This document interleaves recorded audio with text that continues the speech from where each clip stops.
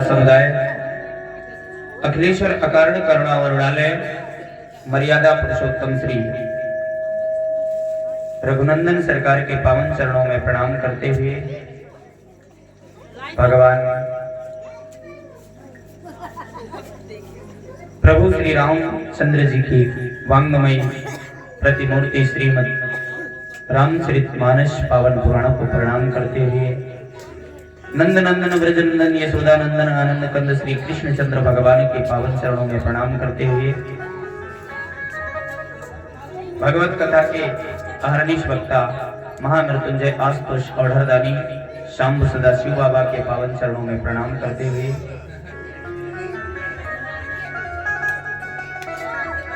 जगत जननी जगदम्बिका माँ भवानी माँ पाटेश्वरी माँ काली के पावन चरणों में प्रणाम करते हुए भगवत कथा के अनन्य रसिया अनंत बलवंत बगीचे वाले हनुमंत लाल जी महाराज के पावन चरणों में प्रणाम करते हुए आपके इस ग्राम शलारपुर के आदरणीय श्री प्रहलाद चंद जी के पावन द्वार पर चल रहे शिव परिवार प्राण प्रतिष्ठा महोत्सव के आज तृतीय दिवस में हम सब लोग विराजे हैं। कार्यक्रम का आज तीसरा दिन। आज हम सब लोग भगवान की पावन कथा में शिव जी के पावन विवाह की पावन कथा श्रवण करेंगे और हम सबके बीच में हमारे छोटे भ्राता सौरभ शुक्ला जी श्री धाम अयोध्या से आए हैं और लगभग अभी आप सबको बताएं कि 10-12 साल हो गए। 10-12 साल पहले हमारी इनकी मुलाकात हुई थी और 10-12 साल के बाद आज हम सब लोग यहाँ मिल रहे हैं। बड़ा ही अच्छा लगा और बड़ी ही मधुर वाणी से आप सबको भगवान के पावन गुणानुवाद और भगवान के भक्त की पावन कथा अभी श्रवण कराए बड़ी ही मधुर वाणी में। राम कथा और भागवत कथा के बहुत ही अच्छे वक्ता भी हैं। हमने कहा था कि आज कथा आप सुनाइए तो कहे कि भैया कथा आप सुनाइए और हम सुनेंगे और अगर आपकी इच्छा है तो थोड़ी देर बैठ करके जितनी देर भी बैठे मतलब ज्यादा कुछ ना कहते हुए सौरभ भैया ने गागर में सागर भरने का काम किया। बहुत कम समय में बहुत कुछ बताया, आप सबने सुना होगा। तो प्यारे आइए हम सब लोग बड़े भाव से अपने मन को एकाग्र और वाणी को पवित्र करते हुए भगवान की पावन कथा में प्रवेश करेंगे, क्योंकि प्यारे समय का भी ध्यान देना है। इसलिए जो भी समय है हम सब लोग भगवान की पावन कथा में प्रवेश करें। तो सब लोग बड़े भाव से गाएंगे। अच्छा, कितने लोग राम से प्रेम करते हैं? अच्छा, सब लोग। अच्छा, कितने लोग शिव जी से प्रेम करते हैं और कृष्ण जी से? अच्छा, सबका प्रेम सबसे है, ठीक है, बड़ी अच्छी बात है। देखो, राम कृष्ण तो एक है, अंतर नहीं निमेष। राम और कृष्ण दोनों एक ही है, जरा सा भी बहुत थोड़ा सा अंतर है। क्या है? राम कृष्ण तो एक है, अंतर नहीं निमेष। बस अंतर क्या है कि इनका नयन गंभीर है और उनके चप्पल विशेष। बस थोड़ा सा अंतर है। तो आइए हम सब लोग बड़े भाव से अरे छाई रहो छाई रहो छाई रहो रे, छाए रहो छाए रहो छाए रहो रे, मोर नैनवा में राम नाम छाए रहो रे, मोर नैनवा में राम नाम छाए रहो रे।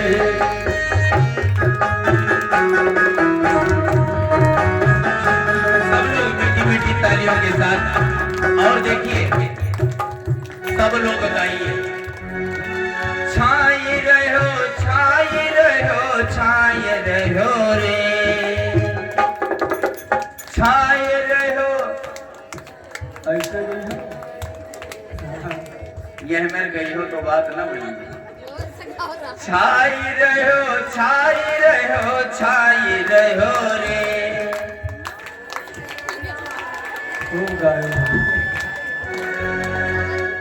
सब लोग एक बार थोड़ा तेज से बोले, ऐसा बोलो कि यहाँ तक सुनाई पड़ जाए। हमारा आवाज बगहा बाजार तक जा और तुहार सबके आवाज हमारे काने तक ना आवाज। सब लोग बोलिए अरे छाई रहो छाई रहो छाई रहो रे। भैया सीटी न मारो, देखो क्यों हुआ। छाई रहो छाई रहो छाई रहो रे।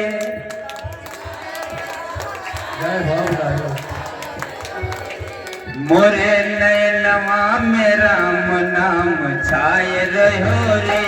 मोरे नैनवा में राम नाम मोरे नैनवा में राम नाम छाए रहो रे। अरे छाए रहो नैनवा में, सब लोग गाइए।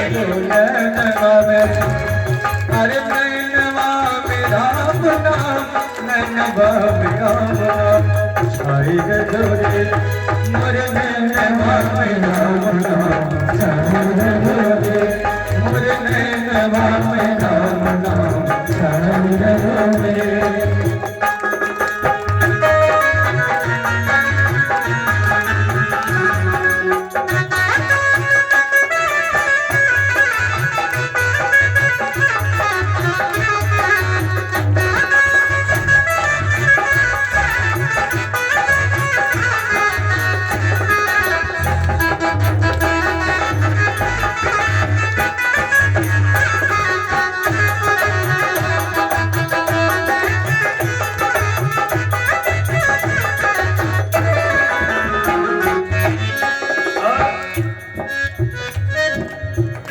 जल बिच कमल कमल बिच कलियां, जल बिच कमल कमल बिच कलियां।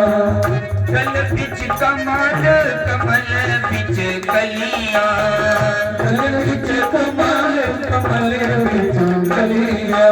कमल बिच कलियां कमल बिच कलियां। कमल बिच कलियां कमल बिच कलियां।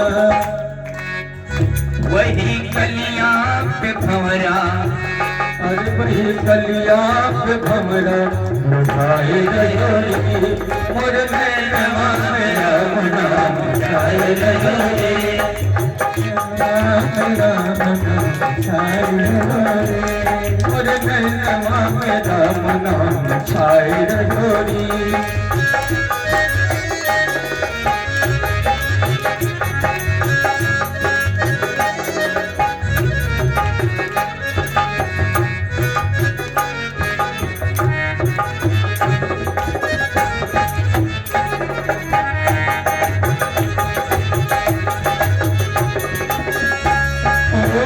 जल बिच भवन भवन बिच मंदिर।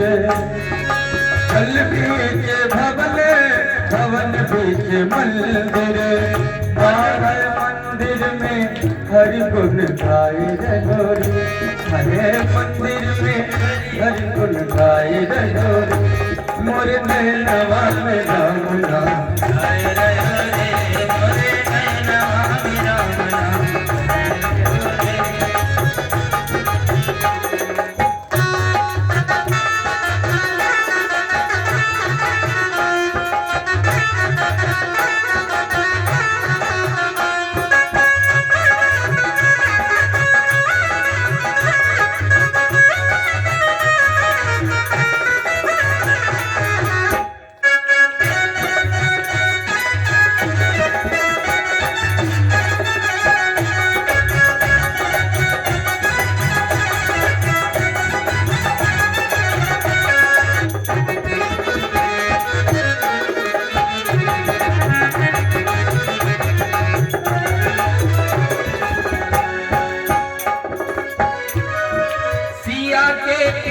से लड़ी गई नजरिया, सिया के पिया से लड़ गई नजरिया, सिया के पिया से लड़ी गई नजरिया, सिया के पिया से लड़ गई नजरिया, लड़ी गई नजरिया, लड़ी गई नजरिया, लड़ गई नजरिया, लड़ गई नजरिया। अरे ओ द्वार सब, अरे ओ द्वार सब भुलाए गयो रे, मोर नैनवा में राम नाम छाए गयो रे, मोर नैनवा में राम नाम छाए गयो रे।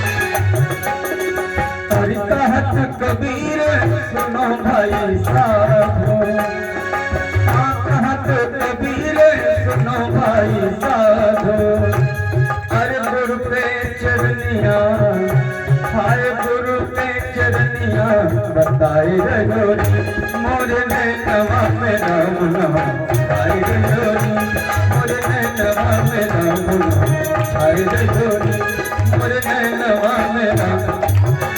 एक बार सब लोग जयकारी बोलेंगे। अच्छा नैनवा में राम नाम बहुत जन के खाली टेंगे टेंगे देखा हाँ ऐसे नहीं बोल पड़ेगा भैया। जयकारी सब लोग एक बार बोले सरकार की, कृष्ण कन्हैया लाल की।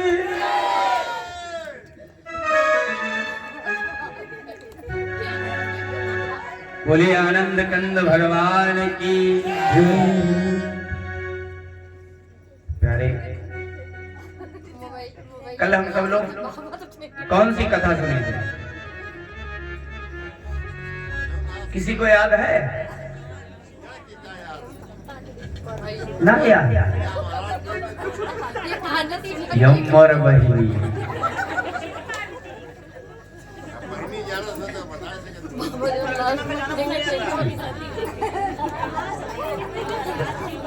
देखो अच्छा कथा कसके याद है? कथा में आई है 9 बजे आई है और जैसे अब पे आधा घंटा भी 9:30 बजे से औंघाए लगे हैं, 10 बजे कथा बंद, तो कहाँ समझ में आई? और 12 का हम कहो 1 बजे आएगी, हमें ना कोनो दिक्कत है। काल दोपहर 12 की आज रात के ठीक। हाँ ये बात सही। हाँ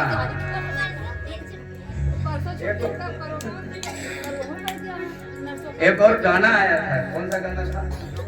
गा रहे थे आप? कौन सा गाना था वो याद नहीं आ रहा, अभी याद आएगा तो बताएंगे हम।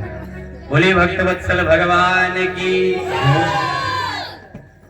तो अब देखो जब कथा में नींद आई तो कथा समझ में कहाँ आई है? हाँ यही लिए तो कथा याद नहीं है। जैसे एक बार भगवान भोलेनाथ माँ पार्वती जी को अमर कथा सुना रहे थे, भागवत जी में चर्चा आई है, अमर कथा सुना रहे थे। पार्वती मैया ने कहा, एक बार नारद जी पहुंचे तो नारद जी ने बताया, पार्वती मैया से पूछा भगवान भोलेनाथ थे नहीं, तो पार्वती जी से कहा कि ये बताओ भोले बाबा कहाँ गए? तो कहा कि महाराज अभी तो यहीं थे, कहीं गए होंगे। तो कहा कि वो आपसे बताकर नहीं जाते। कहा कि नहीं ऐसी बात नहीं, वो कोई बात हमसे छुपाते नहीं।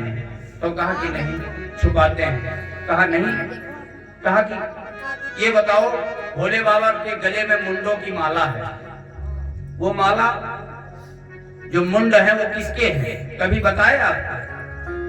कहने लगी, कहा ये बात तो कभी नहीं बताया। तो कहा यही तो बात है ना कि आपको बताते नहीं हैं। नारद जी इतना कह करके चले गए। भगवान भोलेनाथ आए तो पार्वती मैया ने पूछा, कहा कि पहले एक बात बताओ। कहा क्या? कहा कि प्रभु ये आपके गले में जो मुंडों की माला है ये किसकी है? भगवान भोलेनाथ ने कहा, देवी ये बताओ नारद जी तो नहीं आए थे? तो कहा कि हाँ आए तो थे। तो कहा बस मैं समझ गया, ये मेरे गले में जो मुंडों की माला है ये किसी और का नहीं है, ये तुम्हारे ही सिर हैं। कहा वो कैसे? कहा कि जब जब तुम इस धराधाम पर आती हो तुम्हारा विवाह मेरे साथ होता है, और जब तुम मृत्यु को प्राप्त होती हो तो तुम्हारे सिर को काट करके मैं पहन लेता हूँ। तो कहा आपकी मृत्यु नहीं होती? भगवान भोलेनाथ ने कहा कि मेरी मृत्यु नहीं होती। कहा क्यों? भगवान भोलेनाथ ने कहा कि मैं अमर कथा जानता हूँ। तो कहा कि महाराज वो अमर कथा आप मुझे भी सुना दो, इस जन्म मृत्यु से छुटकारा मिल जाए। तो कहा कि ठीक है। अब भगवान भोलेनाथ मां पार्वती जी को कथा सुनाने लगे। अब जैसे भगवान के जन्म का प्रसंग आया, पार्वती जी को नींद आ गई, और जैसे भगवान का जन्म हुआ भगवान भोलेनाथ ने जयकारा लगाया, बोलो कृष्ण कन्हैया लाल की। अब जैसे जयकारा लगा तैसे जागी पार्वती जी।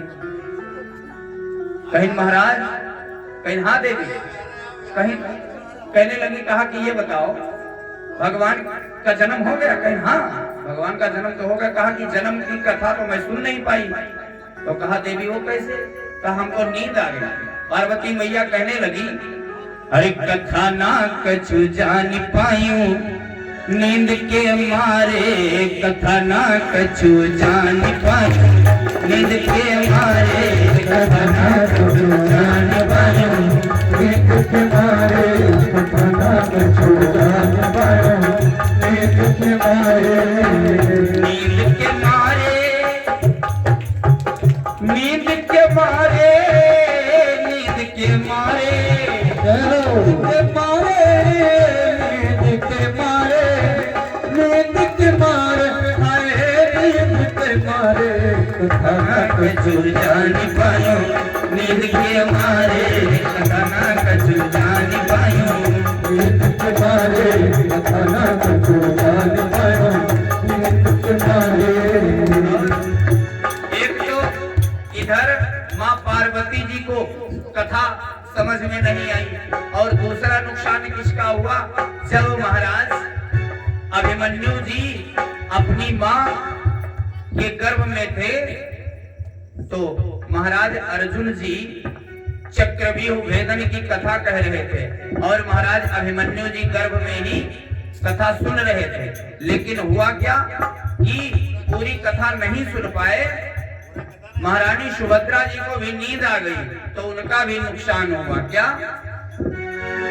चक्रव्यूह भेदन कहाँ अर्जुन धनुधारी, चक्रव्यूह भेदन कहाँ अर्जुन धनुधारी, चक्रव्यूह भेदन कहाँ अर्जुन धनुधारी, चक्रव्यूह भेदन कहाँ अर्जुन धनुधारी। सुनते अलसानी, सुनते अलसानी सुभद्रा कुमारी, सुनते अलसानी सुभद्रा कुमारी। तो हुआ क्या? निज लल्ला ना बचाए पायूं नींद के मारे, कथा कछु जान पायूं नींद के मारे, कथा कछु जान पायूं नींद के मारे, कथा कछु जान पायूं नींद के मारे।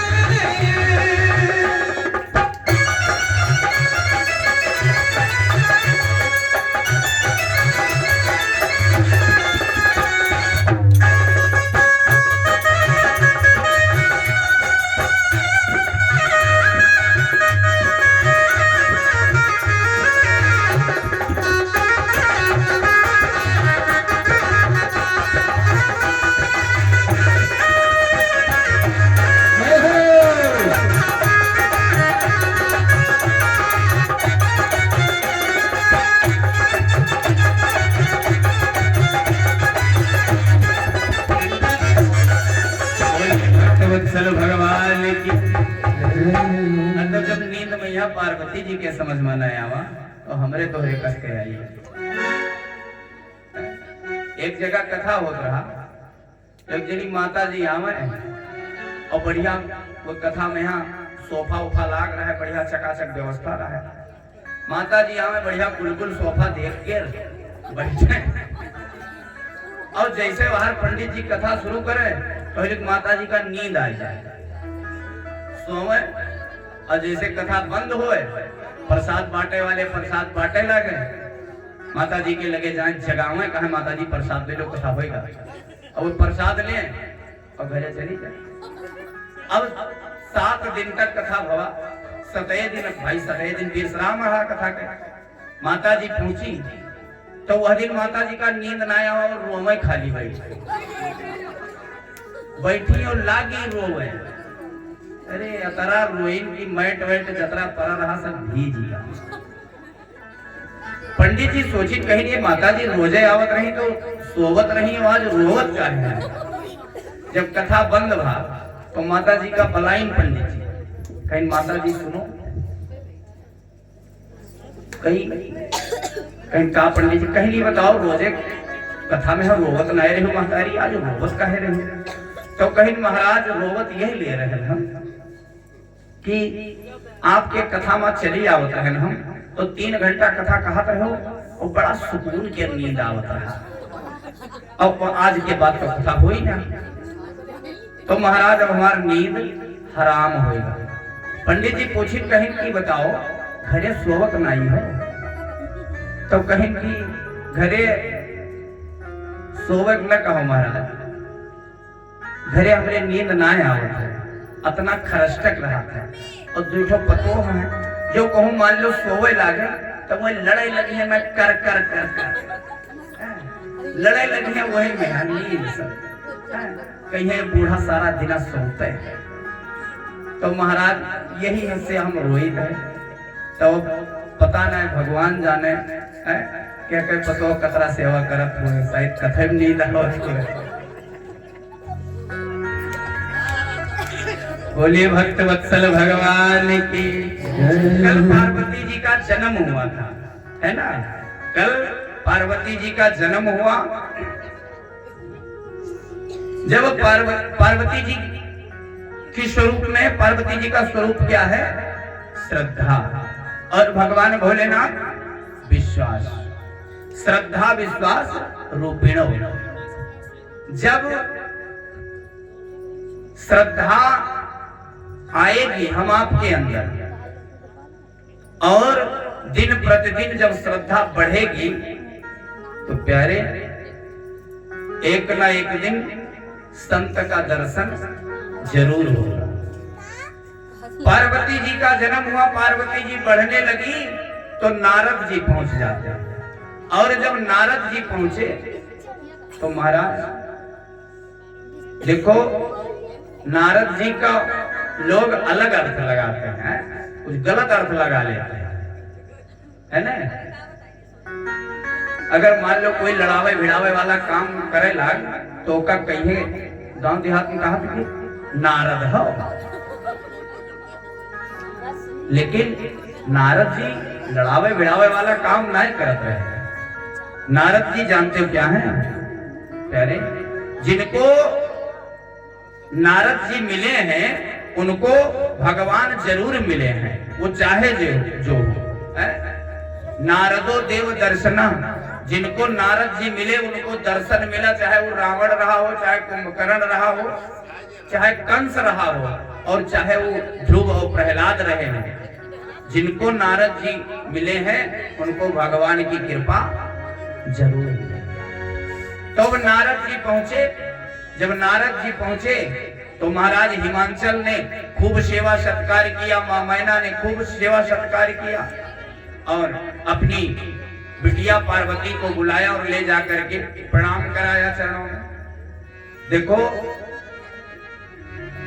कोई भी अगर हमसे बड़ा है तो उसको प्रणाम करना चाहिए, क्योंकि प्रणाम करने से बहुत बड़ा लाभ होता है। जानते हो क्या? अभिवादन शीलस्य नृत्यं वृद्धम उपसेविना चत्वारि तस्य वर्धन्ते आयुर्विद्या यशो बलम्।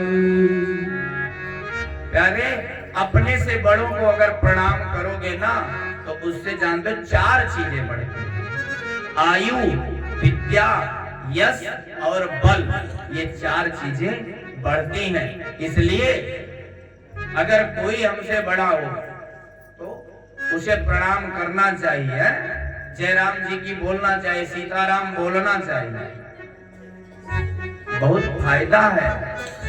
लेकिन आजकल तो भैया अंग्रेजी का मॉडर्न युग हो गया है, अब तो हेलो हाय बोलते हैं। हेलो हाय क्या होता बताओ? अभी एक जगह हम कथा करने गए थे तो वहां से चलने लगे तो उनके घर में छोटा बच्चा था। तो जब चलने लगे तो उसकी मम्मी ने कहा कि पंडित जी को बाय कर लो।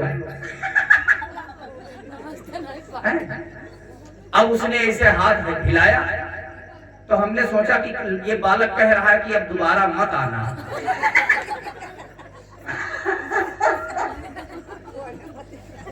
अब बताओ ये सब कौन सा संस्कार है? अरे अंग्रेजी पढ़ो ठीक है, लेकिन अब अपनी संस्कृति को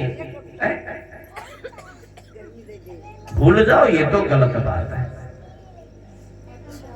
महाराज नारद जी पहुंचे, उनके चरणों में प्रणाम कराया और महाराज हिमांचल और मां मैना हाथ जोड़ करके कहने लगे, कहा कि प्रभु त्रिकाल सर्वज्ञ तुम,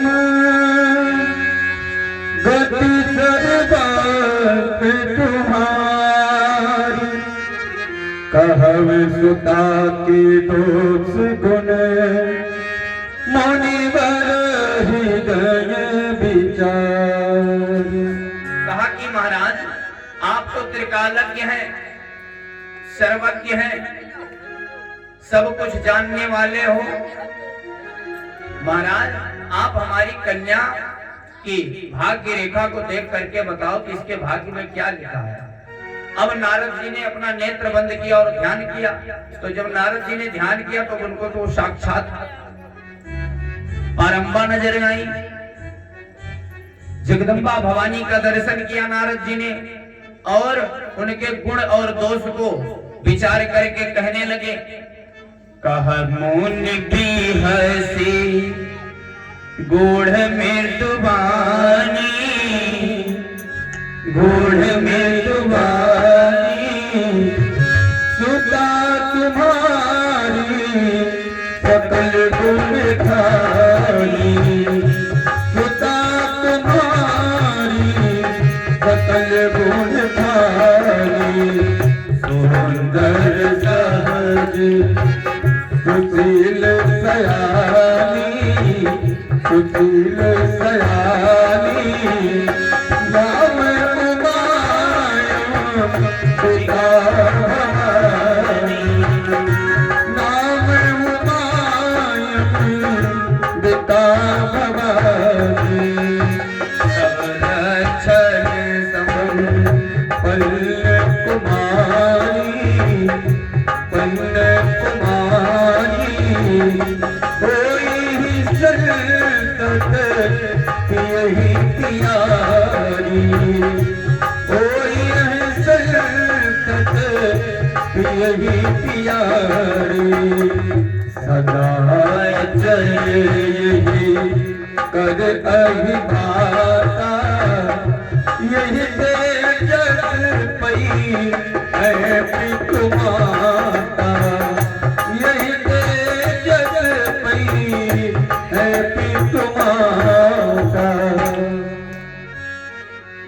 महाराज नारद जी ने देखा भाग्य रेखाओं को और नामकरण भी किया, नाम उमा अंबिका भवानी, और कहने लगे, कहा कि ये बेटी आपकी सुशील होगी, सर्वगुण संपन्न होगी, सहज सुंदर सुशील, ये नारी के लक्षण बताए गए। सहज, सुंदर, सुशील ये नारी के लक्षण होते हैं। नारी का सबसे बड़ा लक्षण है सुशीलता। प्यारे, और कहते हैं नारद जी कि इससे तुम्हारा नाम भी उजागर होगा। ये बिटिया आपके यश को फैलाएगी। इसका नाम उमा, अंबिका और भवानी है। इसके अनेक नाम होंगे।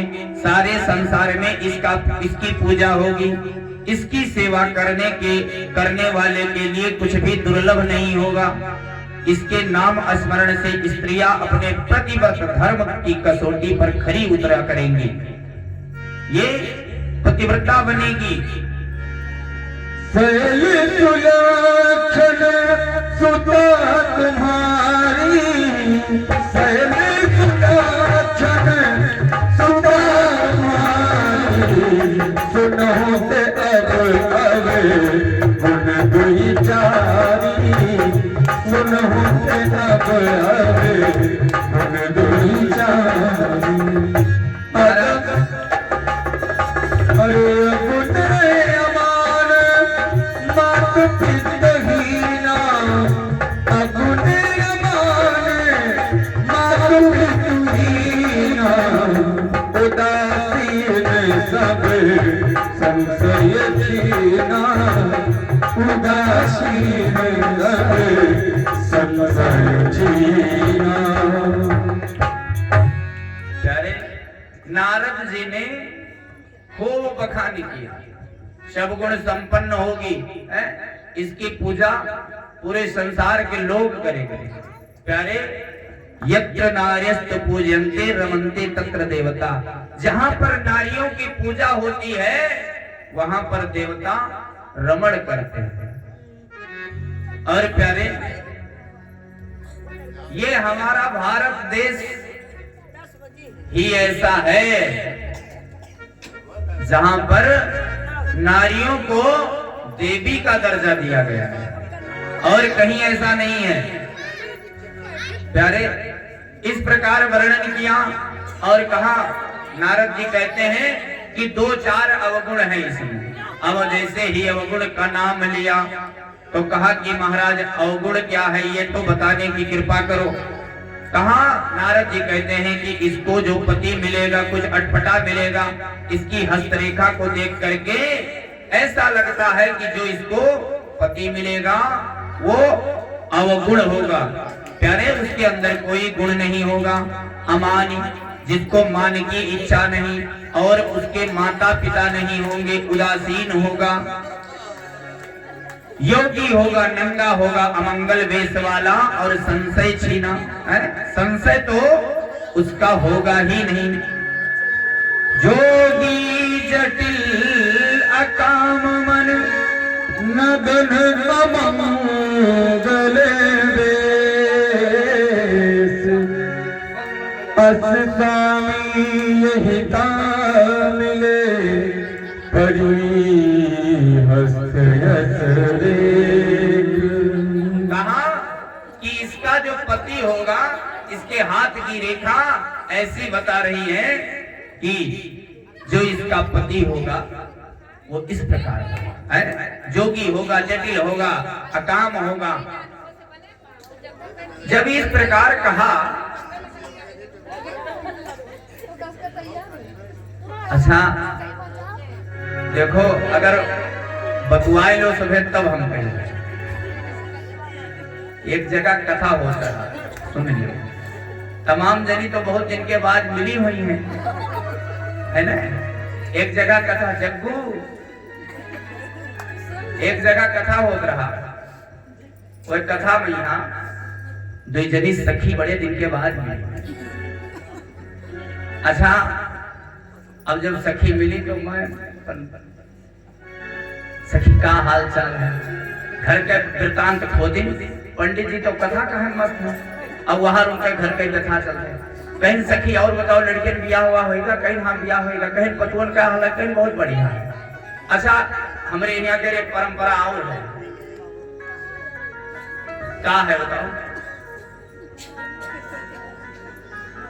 पति के नाव चाहे ले ले पत्नी, लेकिन सखी के नाव न ले है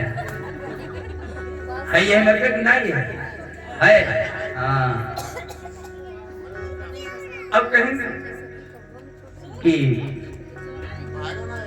कहीं बताओ पतुएं सेवा वावा करती, कहीं हाँ सेवा बहुत करती, अतरा सेवा करती, लेकिन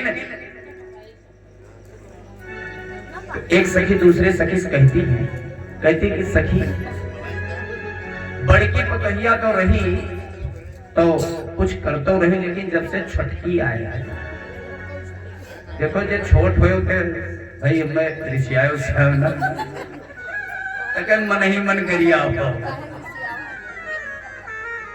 तो वो सखी कहे लागी, और दोसर की सखी रही, उनके लड़का के नाम रहा चिंटू। का नाम रहा? चिंटू। देखो तमाम नाम यह मेरे पे होता है कि अगर वो नाव ले तो मुंह जस्ट टूट सैंडल बन जाता है ना। नाम वाम बड़ा सोच समझ कर रखना, नाम ऐसा रखो जो भगवान के नाम से मिलता जुलता। अब वो कहीं कहती है सखी कोने प्रकार से, अरे हमारे घर बिगड़ा चिंटू के अम्मा, हमारे घर बिगड़ा चिंटू के अम्मा, हमारे घर बिगड़ा चिंटू के अम्मा, हमारे घर बिगड़ा चिंटू के अम्मा। चिंटू के अम्मा, चिंटू के अम्मा, चिंटू के अम्मा, चिंटू के अम्मा, हमारे घर बिगड़ा चिंटू के अम्मा, हमारे घर बिगड़ा चिंटू के अम्मा, हमारे घर बिगड़ा चिंटू के अम्मा। और क्या कहती? बड़की पतहिया बहुत करई सेवा, बड़की पतहिया बहुत करई सेवा, बड़की पतहिया बहुत करई सेवा, बड़की पतहिया करे सेवा, बड़की पतहिया बहुत करई सेवा, बड़की पतहिया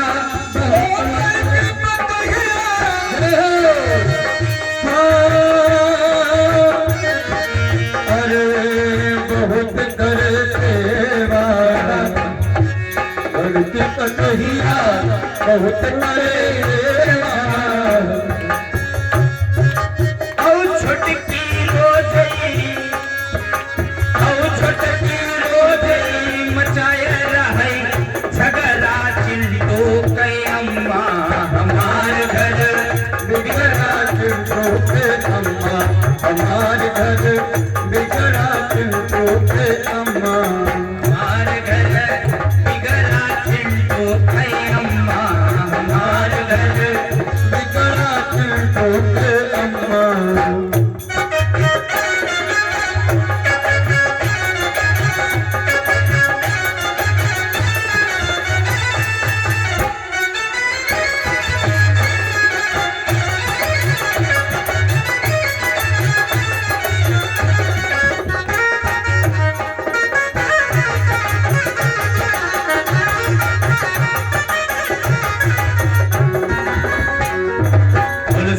सरकार की। तो अगर सबे बतवाए भय हुए तो हम कथा सुनाई।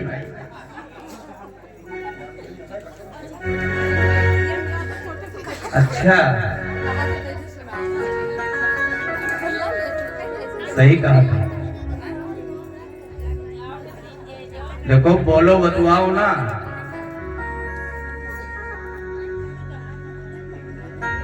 अब ही बतवा बनाए बने तमाम जन के ऊपर नजर है हमारा। ये ना सोचो कि हम सबे ज्यादा जनी बैठी हैं तो महाराज नहीं देख रहे, हम सबका देखें। कथा में जे बोली बतवाई थे जानते हो अगले जन्म में का हुई, कहो बताए दी।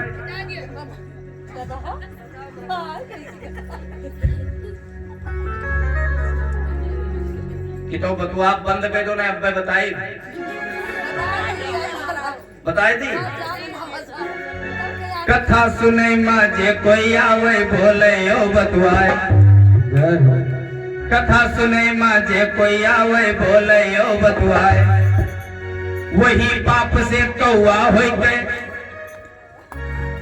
वही पाप से कौआ होई गए, काऊ काऊ चिल्लाई कहूँ ये डाली पर कहूँ फिर वही डाली पर कहूँ ये डाली पर कहूँ फिर वही डाली पर कहूँ ये डाली पर कहूँ फिर वही डाली पर कथा सुनाई माजे कोई आवे बोले ओ बतुआए, कथा सुनाई माजे कोई आवे बोले ओ बतुआए, कथा सुनाई माजे कोई आवे बोले ओ बतुआए, कथा सुनाई माजे कोई आवे बोले ओ बतुआए, वही पाप से कौआ होई गए, वही पाप से कौआ होई गए, काऊ काऊ चिल्लाई कहूँ ये डाली पर कहूँ फिर वही डाली पर कहूँ ये डाली पर कहूँ फिर वही डाली पर कहूँ। सारे सरकार की बतुआओ ना,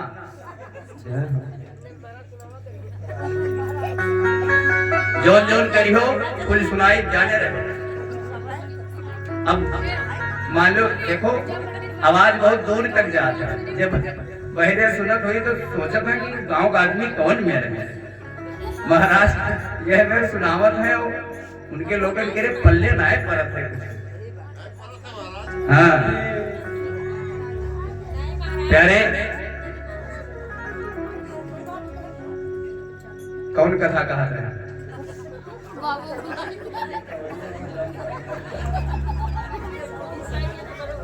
कौन कथा कहा था तभी बताओ।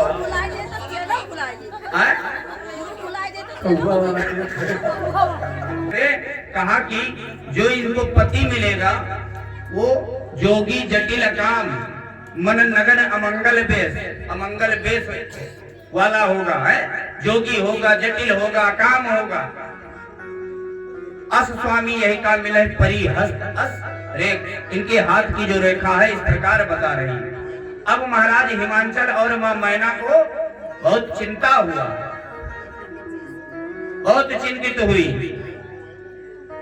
तो नारद जी ने कहा कि महाराज घबराइए मत, मैं उपाय बताऊंगा। तो कहा कि महाराज जल्दी कृपा करो, उपाय बताओ।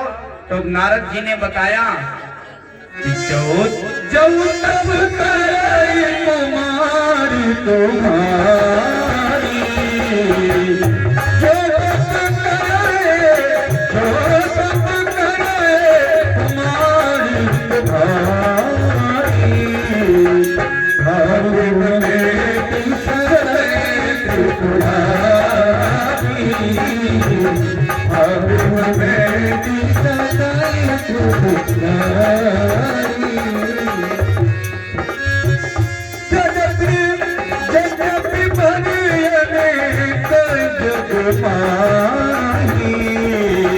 यही कहूँ शिव तजिनो सरनाही, यही कहूँ शिव तजिनो सरनाही। कहा भगवान भोलेनाथ ने कहा, नारद जी कहते हैं महाराज हिमांचल और मां मैना से कहा उपाय बताया। कहा कि अगर आपकी बेटी तपस्या कर ले जाए तो तपस्या के बल पर भगवान भोलेनाथ को पति के रूप में प्राप्त कर सकते हैं। और ये जो मैंने अवगुण बताए हैं ये सारा अवगुण भगवान भोलेनाथ के पास है, लेकिन वो अवगुण नहीं गुण के रूप में विद्यमान है, क्योंकि बताया गया है समर्थ को नहीं दोष गोसाई, रवि पावक सुरसरी की नाई। अच्छा, इसका लोग अर्थ लगाते हैं कि समर्थ को नहीं दोष गोसाई, जो व्यक्ति समर्थवान होता है उसको दोष नहीं लगता है, लेकिन इसका अर्थ ये नहीं है। इसका अर्थ ये है कि जो व्यक्ति समर्थवान होता है उसके अंदर दोष नहीं होता है। भगवान भोलेनाथ समर्थवान है, तो उनके अंदर कोई दोष नहीं है। जैसे रवि पावक सुरसर की नाई, जैसे मान लो रवि सूरज जब निकलता है तो उसकी किरण गंदे पर भी पड़ती है और उसकी किरण भगवान के घर में भी पड़ती है, लेकिन कोई प्रभाव नहीं पड़ता। पावक अग्नि में चाहे जो कुछ जला दो, चाहे भगवान के लिए आहुति डाल दो और चाहे भैया उसमें प्लास्टिक फूंक दो, अग्नि तो अग्नि ही रहेगी। जैसे गंगा जी है, गंगा जी में आप ले जा करके 100-200 बोतल शराब डाल दो तो क्या गंगा अपवित्र हो जाएगी? नहीं हो सकती है। कुंभ चल रहा है, बड़े बड़े संत महात्मा भी स्नान कर रहे हैं और बड़े बड़े पापी भी स्नान कर रहे हैं, लेकिन क्या वो अपवित्र हो जाएगा? नहीं, क्योंकि वो समर्थवान है, इसमें दोष नहीं लगता है। प्यारे, इस प्रकार भगवान भोलेनाथ ने बताया और कहा कि इसके लिए आपकी पुत्री पार्वती को तपस्या करना पड़ेगा। जब इस प्रकार बताया तो महाराज हिमांचल और मां मैना ने विचार किया, कहा कि मां मैना कहने लगी महाराज हिमांचल से, कहने लगी, कहा कि ये विवाह मैं कदापि नहीं करूंगी, चाहे मेरी पुत्री कुंवारी ही रह जाएगी, लेकिन मैं ऐसा विवाह नहीं करूंगी। महाराज हिमांचल जी समझाते हैं, कर्मणा जायेते जंतु कर्मणयो विलीयते सुखम दुखम भयम क्षेमम कर्मण्येवाभिपद्यते। जीव का जन्म एवं मृत्यु कर्म के अधीन है। सुख दुख भय क्षेम कल्याण जो भी कुछ मिलता है केवल कर्म से मिलता है। ईश्वर भी फल उसी को देता है जो कर्म करता है। प्यारे, अगर कर्म नहीं करता है व्यक्ति तो वो फल का हकदार नहीं होता है, हैं?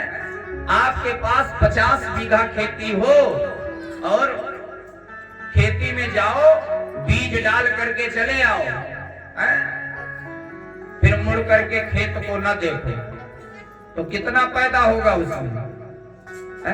अरे निराई जुताई नहीं करोगे, पानी नहीं लगाओगे तो क्या पैदा होगा? कर्म करना पड़ेगा, हैं?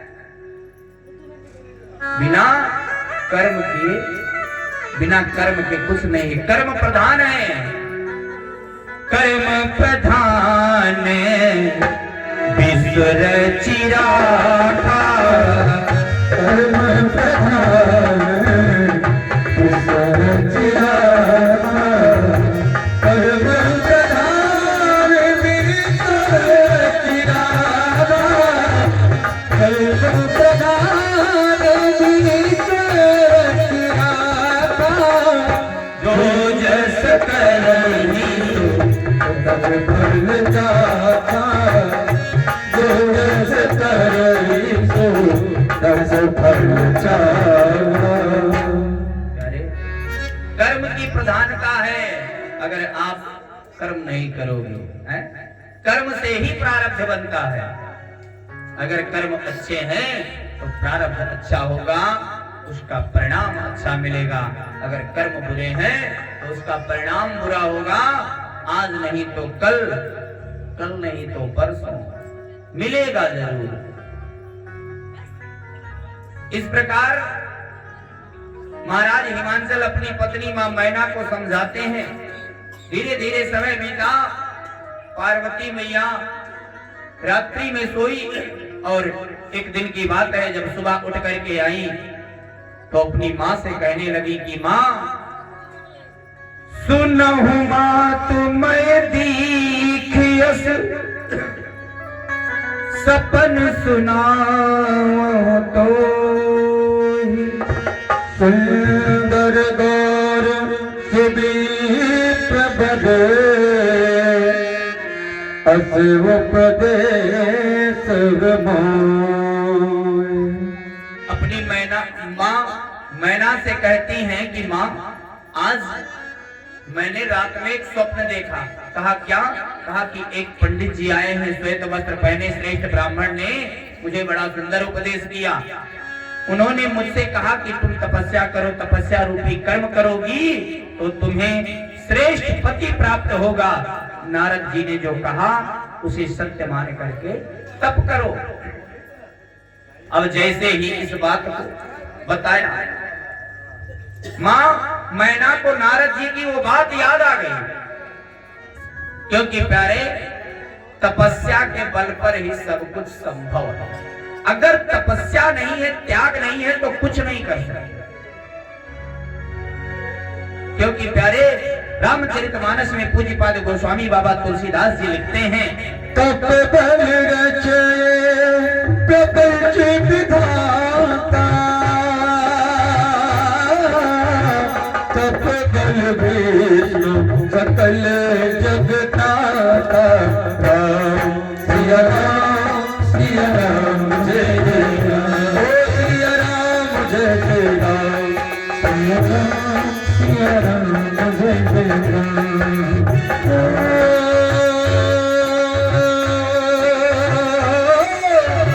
तप बल संभो करे संहारा, तप बल से भरहि महिहारा। राम सिया राम जय जय राम, राम सिया राम जय जय राम।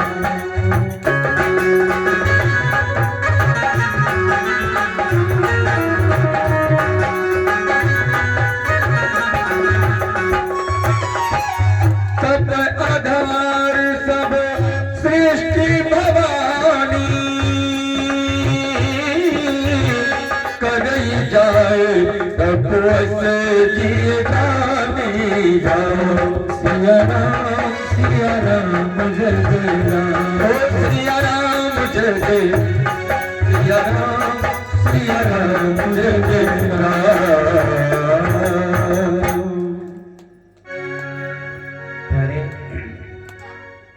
तपोबल रचे प्रपंच विधाता। तपस्या के बल पर ये ब्रह्मा जी इस सृष्टि की रचना करते हैं, और तपस्या के द्वारा ही इंद्र देवताओं के राजा बने। तपस्या के द्वारा ही शंभु भगवान भोलेनाथ संहार करते हैं, और तपस्या के बल पर ही शेष जी इस पृथ्वी का भार अपने सिर पर धारण करते हैं। तप आधार सब श्रेष्ठ भवानी, तपस्या के आधार पर ही ये पूरी सृष्टि है। मां पार्वती जी कहती हैं अपनी मां मैना और महाराज हिमांचल से कि अब मैं तपस्या करने के लिए जाऊंगी। मां मैना समझाती हैं, लेकिन मां पार्वती जी नहीं मानती हैं।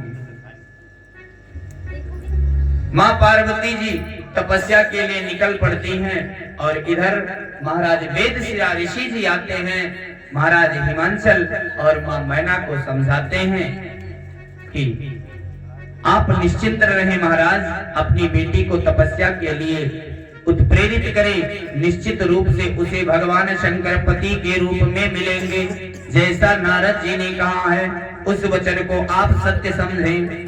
पूज्यपाद गोस्वामी बाबा तुलसीदास जी कहते हैं कि उर्धरि उमा प्राणपति चरना, जाई विपिन गीत पुकारना। उर्धरि उमा प्राणपति चरना, जाई विपिन गीत पुकारना। अभी सुकुमार करो तप जोगो, अति सुकुमार करो तप जोगो। अति पद सुमीरे तजो सब भोगो, अति सुकुमार करे तप पति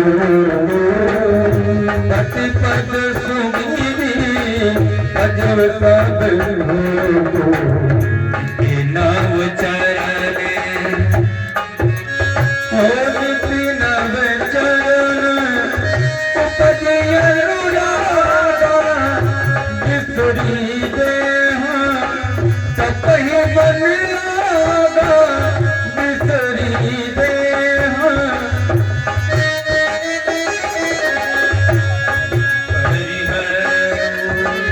संबत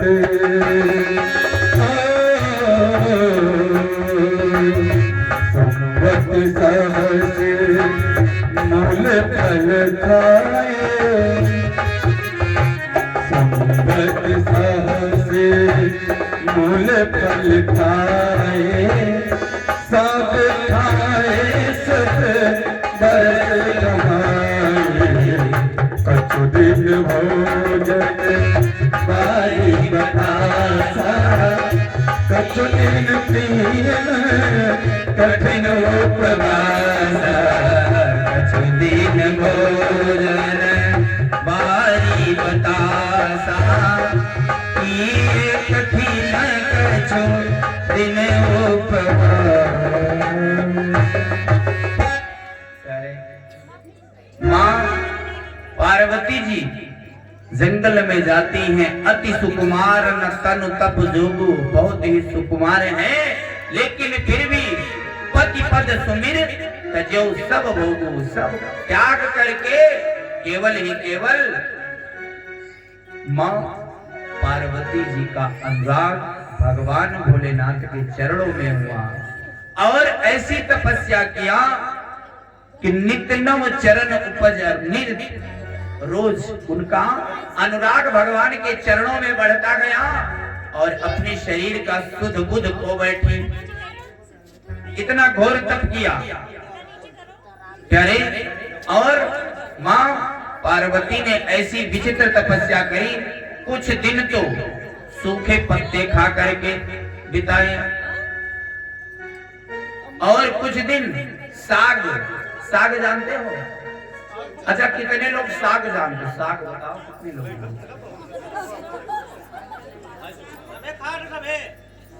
सबे हाथ ना उठाओ ना, सबे ना ही जानते, ना जानते हो तो जान ही लो। हाँ बिल्कुल जानता। साग कई में होते बताओ? हाँ दुई सोवा मेथी। साग खा करके तपस्या किया और बेलपाती मही पर ही सुखाई, 3 सहस्र संवत सोई खाई। 3000 वर्ष तक बेल की पत्ती जो सूख करके गिर जाती थी उसको उठा करके खाया और तपस्या किया। और कुछ दिन भोजन बारी बतासा, कुछ दिन तक। बारी माने क्या होता है? बारी माने बारी माने बारी, बारी माने पानी, बारी माने पानी होता है। बारी बतासा, बतासा जानते हो? किसके जानते? तो कुछ दिन तक तो पार्वती मैया बारी माने पानी और बतासा माने मतलब पानी बतासा खाएंगे। किसके खाए हुए पानी बतासा? पार्वती जी भी कुछ दिन तक पानी बतासा खा करके तपस्या किया। बारी माने पानी और बतासा। आप सब लोग देखे होंगे जब बारिश होता है ना तो पानी का बुल्ला होता है। बुल्ला देखे होंगे? नहीं जानता? बरसता है ना, अगर खूब ज्यादा बुल्ला होता है तो लोग अनुमान लगाते हैं कि बारिश अभी और होनी है, बारिश ज्यादा होगी। जब पानी का बुल्ला होता है उसको बतासा कहते हैं। बतासे के आकार का होता भी है तो हाँ, तो उस पानी के बुल्ले को खा करके तपस्या किया और किए कठिन कछु दिन उपवासा। कुछ दिन तक उपवास किया। इस इतनी घोर तपस्या किया और महाराज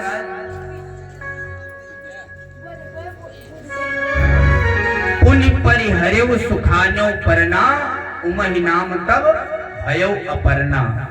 मां पार्वती जी का एक और नाम हुआ क्या? अपर्णा।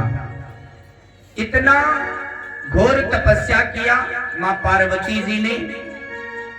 महाराज याज्ञवल्क्य मुनि भरद्वाज मुनि से कहते हैं कि मैंने आपको उमा का चरित्र तो सुनाया, अब शिव जी का चरित्र सुनो। सती जी तो पार्वती जी तपस्या कर रही हैं। अब इधर महाराज एक दिन की बात है, जिस दिन से भगवान भोलेनाथ की पत्नी सती जी ने अपने शरीर को त्यागा, अब भगवान भोलेनाथ अकेले हुए तो प्यारे उनके मन स्थिति में वैराग्य हो गया। जहां पर जाते भगवान की कथा सुनते, भगवान की कथा करते, भगवान के नाम का जप करते, कहीं संतों की सभा में जाकर के वर्षों वर्ष तक बैठे रहते हैं, कभी धुनी के सामने बैठ करके भगवान राम के ध्यान में मग्न हो जाते। अब महाराज एक दिन की बात है, भगवान प्रभु श्री राम प्रकट हो गए और जब प्रकट हुए तो जब शिव जी ने अपने रघुवर को देखा, अपने राम को देखा तो बड़े ही प्रेम में भाव विभोर हो गए और गदगद हो गए। पधारे प्रभु, बड़ी कृपा की। श्री राघवेंद्र जी बोले कि हे महादेव, आज मैं आपसे कुछ मांगने आया हूं। आपको विदित होना चाहिए कि आपकी भार्या महारानी सती पर्वतराज हिमालय की पुत्री पार्वती के रूप में जन्म ले ली है।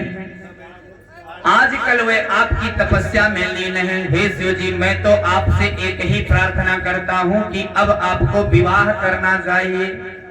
सती जी जो पार्वती के रूप में प्रकट हुई हैं, उन्हें भार्या के रूप में आप स्वीकार कीजिए। शंकर जी ने जब ऐसा कहा, भगवान भोलेनाथ ने कहा कि नहीं महाराज, ये तो असंभव लगता है। अब तो एकांत में रहकर केवल ही केवल आपके चिंतन में जो आनंद आता है, वो आनंद कहीं और नहीं है। इसलिए प्रभु अब कुछ मन नहीं करता है, लेकिन अगर आपकी आज्ञा है, आपका आदेश है, तो मैं इसे शिरोधार्य करता हूं। भगवान भोलेनाथ ने परमपिता परमात्मा के वचनों को शिरोधार्य किया और वहां से भगवान अंतर्ध्यान हो जाते हैं और उसी समय सप्त ऋषियों का आगमन होता है। ब्रह्मलोक से सप्त ऋषि पधारे। अब महाराज जब वो सप्त ऋषि आए भगवान भोलेनाथ के पास, तो भगवान भोलेनाथ ने उनको भेजा मां पार्वती जी के पास। कहा कि जाओ उनकी परीक्षा लो, देखो क्या उनके मन में है। अब महाराज वो सप्तऋषि जाते हैं। सप्तऋषि पहुंचे मां पार्वती जी के पास और पार्वती जी से कहने लगे, कहा कि बेटी देखो कुछ जन के नींद आवे लगा, वही 10 भी नहीं बजे केकरे नींद आवत है, हाथ उठाओ। ये झूठाई कहाँ समाई है? हम आखिर देखी तो है, आंख मूंदे है और जो है हाथ कोई नहीं उठा। कथा में यहाँ जे आऊं भाई, वो अगले जन्म में का हुई कहा बताइए। चलो ठीक है, अब भाई उन्होंने बताए थे। बोलिए भक्त वत्सल भगवान की। प्यारे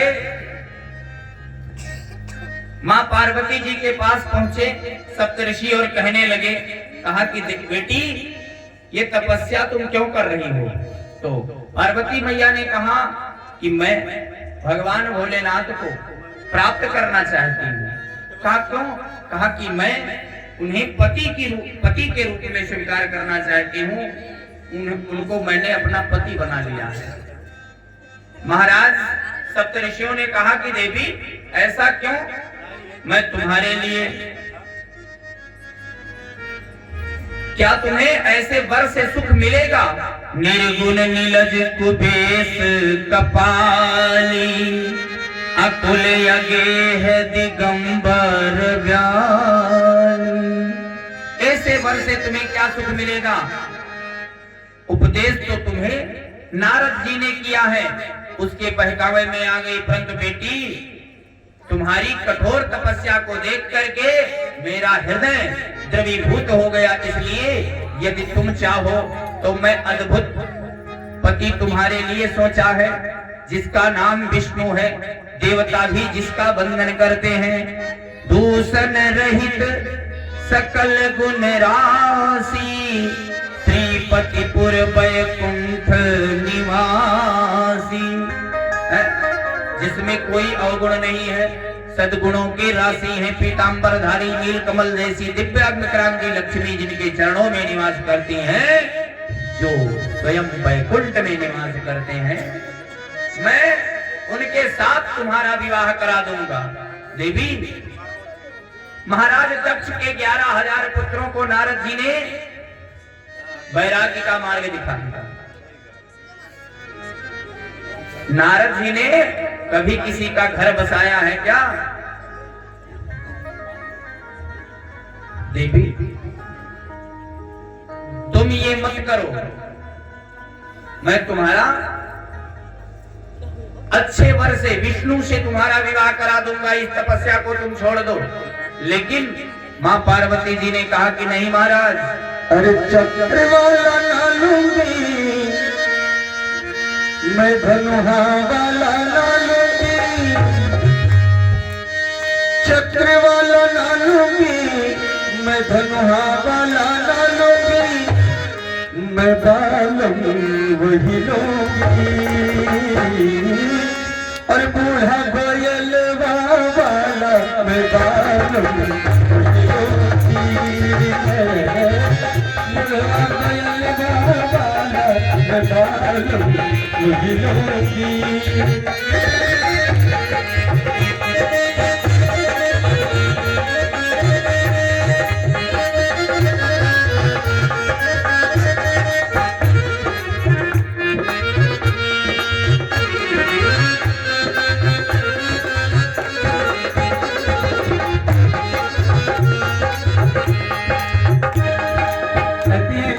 पार्वती, अरे चक्र वाला ना लूंगी मैं। एक बार सब लोग भगवान भोलेनाथ के दरबार में बैठे, मैया पार्वती की तरफ से कितने लोग हैं, एक बार हाथ उठा करके बता देंगे सब लोग। क्या जय हो। तो एक बार सब लोग कहेंगे, मैं बालूंगी वही लूंगी है, बूढ़ा कोयल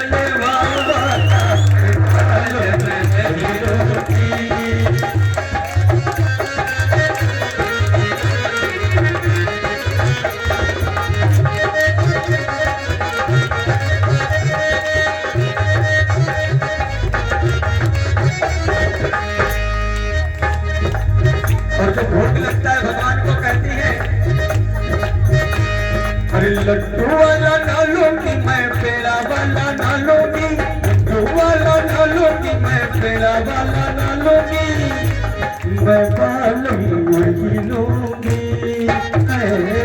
भंगिया पीने वाला बालम वही लूंगी, भंगिया